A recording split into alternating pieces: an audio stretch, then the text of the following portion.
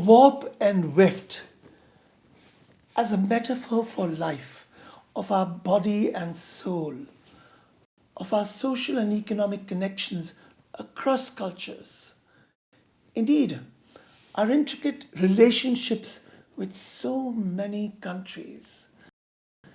This is a hugely topical endeavor, and my profound pranams to Shipraji and Shri Sahasrabuddheji for organizing this very seminal engagement with textiles.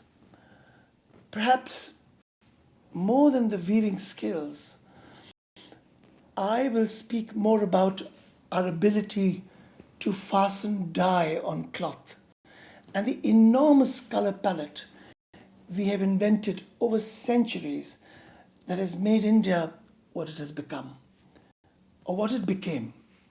So I will begin our journey today with the story of color. Look at these two colors on this Banjara embroidery. This piece was found near a city made infamous for coolie tech, giving a new adverb for unemployment, to be Bangalored.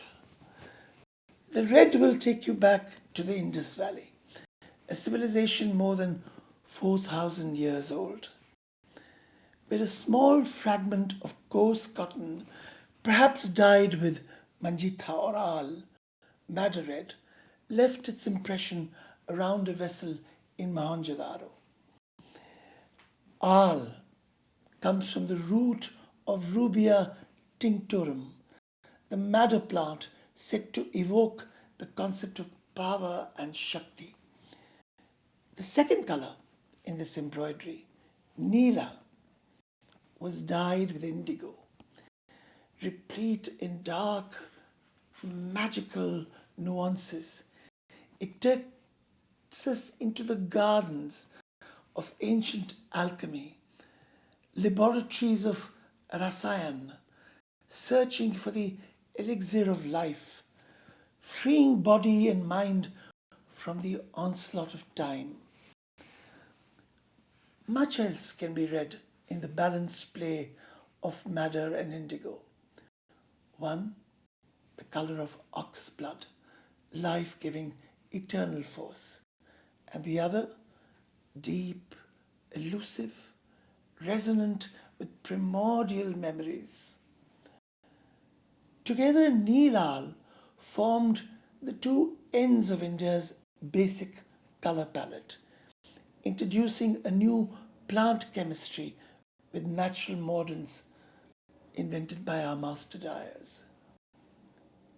Here was our own tryst with the rainbow, dyed in the sap of nature.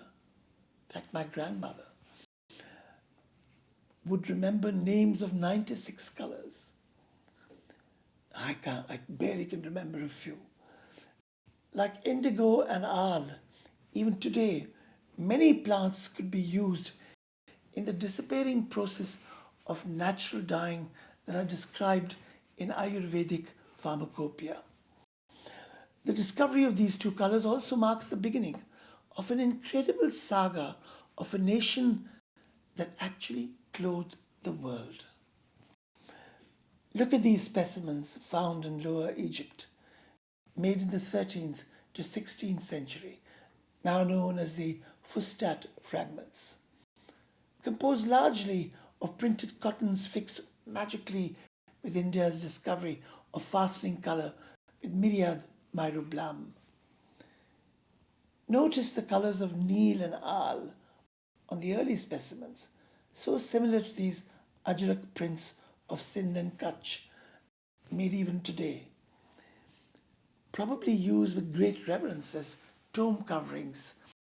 Indian fabrics, then famous for their quality, were also carried by Arab traders across the seas for barter between Egypt and Sudan. The Silk Route entrepreneur, as a precursor to our e-commerce today, determined intercontinental trade spanning the globe. There's always been a certain level of give and take in the passage of our civilizations. In 2002, I was commissioned to scenograph the Silk Route for the Smithsonian and Yo-Yo Ma on the National Mall in Washington, D.C.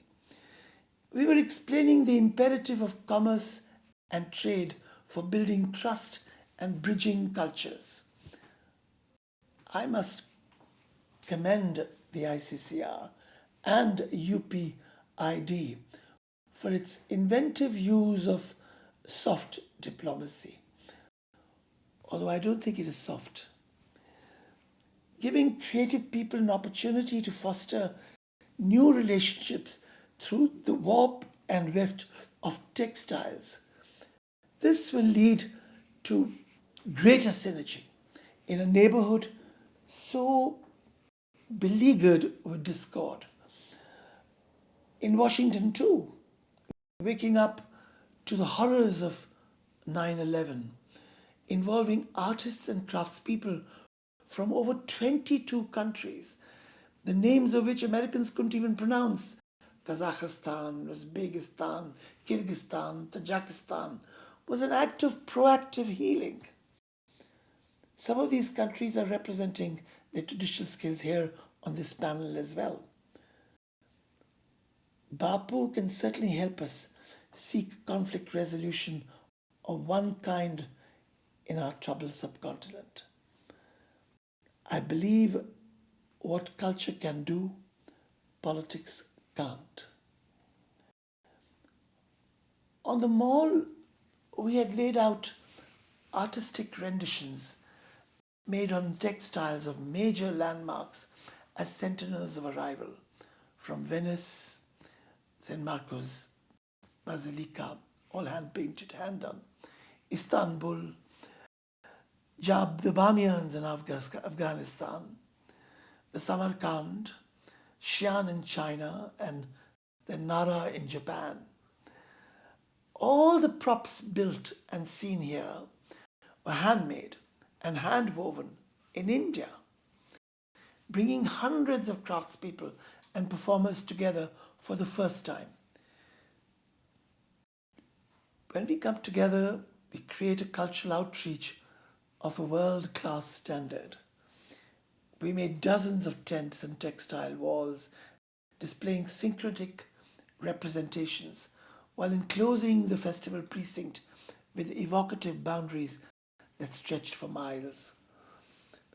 Here is one Kanath demonstrating the quintessential blue pottery committed artists from Jingdezhen to Kurja, connecting them from Iznik to Delft.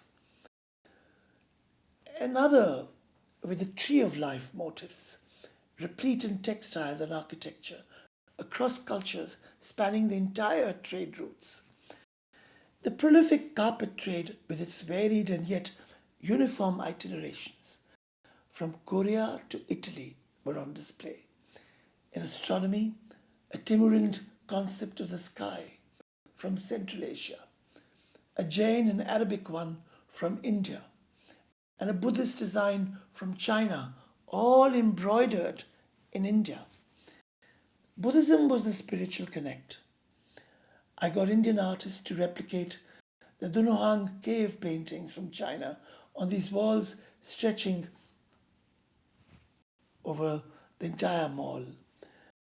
Millions of visitors visiting Washington on the 4th of July weekend seemed to be enthralled with these cross-cultural manifestations. Many learnt about other cultures that gave them, for example, the celebrated design of their Capitol Dome, the Washington's Capitol Dome. The media claimed that they'd never seen an event as evocative in this scale before in a country that was also waking up to terrorism. If I may use this opportunity to request the ICCR, why should such elaborate representations of our parts of the world remain showcased only in foreign institutions? I hope our government will promote holding similar cross-cultural manthans, showcasing creative and cultural enterprises of Asia in India as well. Once, obviously, when we can get over the pandemonium of webinars. So back to our story of textiles. History shows how cotton muslins from India were highly prized even in Babylon. They were referred to as Sindhu, indicating their origin in the Indus Valley. Roman emperor paid fabulous prices for the treasured Indian cottons known as woven winds. In ancient India, cotton muslins produced in the Ganga-Yamuna basin were known as king's muslins, Chitravirali, Pushpa Pattas, referring possibly to the patterns of flowers and birds woven on very fine cotton fabric in the manner of intricate muslins of Dhaka and Tanda in Uttar Pradesh. Buddhist literature has many references to the magnificent cotton spinners and weavers of Kashi. Spinning was the work of women, and the fabric was calendared and perfumed and so finely woven that oil could not penetrate the cloth. A cotton cloth from Kashi was used to wrap the body of the Chakravarti, the emperor. It was also used on the body of the Buddha when he attained nirvana, his eternal rest. Over 2000 years ago, the Arthashastra refers to textile design workshops established under the patronage of Maurya kings. Gifts of scents, anjan for the eyes, oil, flower garlands, and other adornments were given to the weavers to increase their joy and zest in their working. Hundreds of years later, in Mughal India, these wondrous cottons, the Malmal Khas, were given poetic names: Abravan, running water, or Shamam, morning dew. They were said to become invisible when wet and stretched on grass. A panda washing his dhoti could chuck it into the air, waiting for it to dry when it floats down. Ancient India's incredible range of textiles could well be the story of India's wealth. Up to the 80s of the last century, before the digital billionaires, think who were the richest men in India? All textiles, but machine made. While Indian markets must be revived, especially post-pandemic, the export trade will have to reclaim indigenous livelihoods. Now look at this kalamkari. I picked up in Isfahan 50 years ago. By the way, still the same play of madder and indigo. But it was made in Machilipatnam for Persian ustads. Look at that date written in Telugu. Notice the space left empty for Iranian buyers to sign their name and sell the product as Isfahani. This was the trade imperative of Make in India more than 100 years ago. So what exactly went missing for so long? Well, actually nothing that can't be set right. With all of you young and bright in this virtual meeting, with many more around the world, I feel sure that answers will come. I thank Shipraji and Sahasrabuddheji for inviting me here, for bringing us together. And I can only wish you the best.